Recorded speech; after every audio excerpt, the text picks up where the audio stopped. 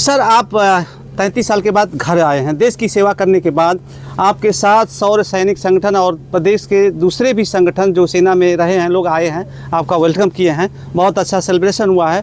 तो सर आपकी अब व्यक्तिगत या घरेलू ज़िंदगी जीवन जो चालू होगा, क्या सैनिक संगठनों के साथ जुड़ेगा? या श्योर।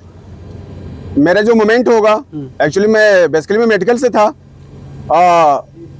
जितना मेरा फोर्सेप होगा जस्ट मेडिकल साइड से और हेल्पिंग होगी सबके लिए, मेडिकल साइड से मैं पूरा सबके लिए मैं सपोर्ट करूंगा और बाकी जो संगठन होगा उसके साथ में अपना साथ दूंगा।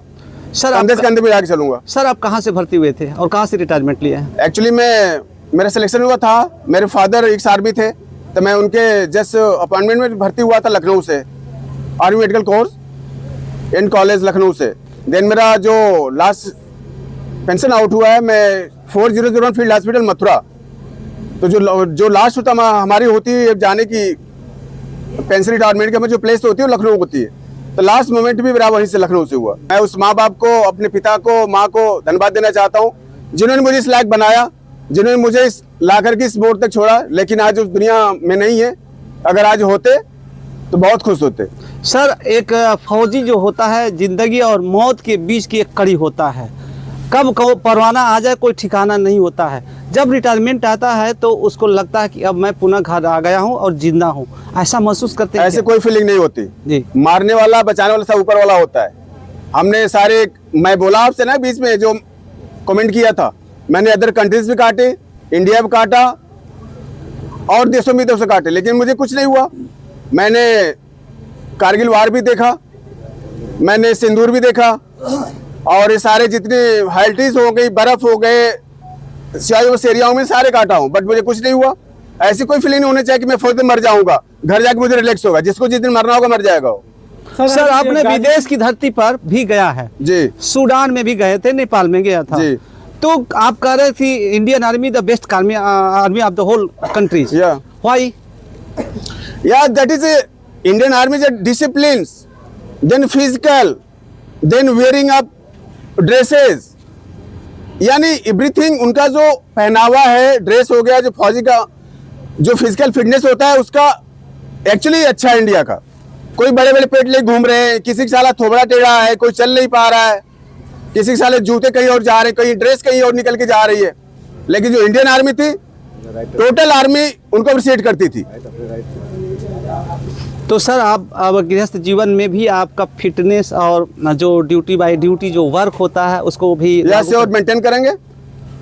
और सब यहाँ पे सैनिक जो संगठन के उपस्थित है उनके बारे में क्या कहना चाहेंगे? मैं सबको अपनी तरफ से धन्यवाद देना चाहता हूँ। प्लस जो हमारी टीम होगी, टीम के लिए जो मुझे कार्य दिया जाएगा उसको मैं भली भांति निभाऊंगा।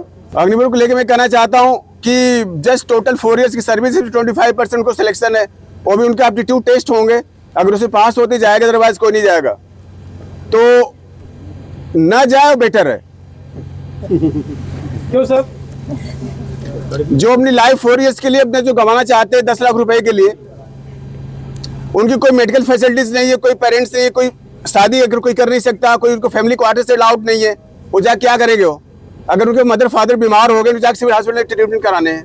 यहाँ के लोगों ने एक संगठन बनाया कि जो भी आएगा रिटायर होकर के तो हम उसका स्वागत करेंगे। तो वो एक बिगनिंग, एक नई लाइफ की तरफ वो बढ़ेगा। ये ज़िंदगी की एक नई शुरुआत होगी जिसमें वर्दी हटेगी, दूसरी चीज़ें आ जाएंगी। लेकिन उसका सैनिक कभी मर नहीं सकता, सोल्जरी उसकी कभी नहीं जा सकती। वो वहाँ भी अगर अवसर मिलता तो फाइट करता है। यहाँ भी मैं समझता हूँ कि इनजस्टिस के खिलाफ, अन्याय के खिलाफ वो लड़ेगा ही लड़ेगा। इसीलिए संगठन बना हुआ। मतलब कभी रिटायरमेंट नहीं होता फौजी? नहीं, कभी नहीं होता। Thank you sir. ये एक स्पिरिट है। जी जी। स्पिरिट कभी मर नहीं सकती। आर्मी में जाना, जी जी, या पुलिस में जाना एक स्पिरिट होती है। वहाँ जाने के बाद हम बदल जाते हैं। घर से जब जाते हैं वहाँ ट्रेनिंग होती है, ऐसी ट्रेनिंग होती है जो टोटली अब बदल जाते हैं। अब वो बदलाव जो हमारी प्राइम यूथनेस का है, समझ गए ना, 25 से लेके 20 से लेके 60 तक है, या कहीं 45 होगा, जो भी हो, वो इतना लंबा दौर होता है कि अगर हम बदलना चाहें तो उतने साल लग जाएगा बदलने में हमें, तब तक हम खत्म हो जाएंगे। लिहाजा कोई बदल नहीं पाता है। वो पुलिस अफसर है तो उसके दिमाग में वो चीज़ रहेगी। ये आर्मी के लोग है, देखो आज भी फिट दुरुस्त, आज भी हाथ हिलाने का वही तरीका है, मिलने का वही तरीका रहेगा, एक दूसरे को साहब कहते रहेंगे जो जैसा पहले का, वो कल्चर बन जाती है। वो एक कल्चर, मिलिट्री की कल्चर हो जाती है, कल्चर बदलती नहीं, व्यक्ति उसी के साथ जीता है। सर्वप्रथम आज 9 वर्ष के समय पे मैं जितने भी हमारे शहर सैनिक संगठन और अदर दूसरे जो पूर्वांचल वीर सेना के जितने भी अधिकारीगण और जवान सदस्यगण यहाँ पे पहुँचे हैं, उनको 9 वर्ष की ढेर सारी शुभकामनाएं। और हमारे बाएं साइड में खड़े आदरणीय कैप्टन विद्यानाथ यादव जी, जो आज अपना 33 साल सेना में नौकरी करके यहाँ पे आज आए हैं और दूसरी पारी के लिए अपने संगठन की तरफ से इनको हम लोग शुभकामनाएं देते हैं। और जितने मतलब इस ग्रामवासी, जो शहरम के ग्रामवासी जो प्रधान जी यहाँ पे मौजूद हैं, काफ़ी उन्होंने अच्छा यहाँ पे जो समारोह करवाया और जो गाँव वालों ने जो साथ दिया, इसके लिए भी पूरे गाँव वालों को भी मैं नए 9 वर्ष की शुभकामनाएं देता हूँ। और ख़ास करके जो सदर विधानसभा के विधानसभा अध्यक्ष हैं सुबेदार मेजर सुब्राती साहब और उनकी पूरी टीम को, उनके साथ उमाशंकर साहब और जितने लोग हैं, इस आज के समारोह को एक ऐतिहासिक बनाने में जो उन्होंने अपना ताकत लगाया, उसके लिए मैं तहे दिल से धन्यवाद देता हूं। और एक बार फिर मैं कैप्टन विद्यासागर जी का मतलब नए पारी के लिए बधाई देता हूं। और जितने भी हमारे शहर सैनिक संगठन के लोग अपना कीमती समय निकाल के दूर दराज से यहाँ पे आए हैं, उनको भी तहे दिल से आभार व्यक्त करता हूं। सैनिक जो है जिस तरह से अपनी सेवा दे करके आता है और उस सेवा काल में उसको एक खुशी होती है, तो उस खुशियों को जो है, क्योंकि एक मुहिम से जुड़ करके छूट रहा है और दूसरे मुहिम में जुड़ने की कोशिश करते हैं कि ताकि जो उसको कभी ये उदासी सामने न छाए और को अपने को अकेलापन महसूस न करे, क्योंकि जो पूरी समय जो है अपने सेना में निकाला और यहाँ आने के बाद उसके साथ नहीं जुड़ने से जो है तरह तरह जो है विसंगतियाँ साथ पकड़ लेगी। इसलिए हमें सैनिक का धर्म बनता है कि हमारा सैनिक जो है साथ रहे और स्वस्थ रहे और सुखी रहे और हम और खुशी रहे, कि ताकि जो है हमेशा जो है हमारे साथ मिलते रहे।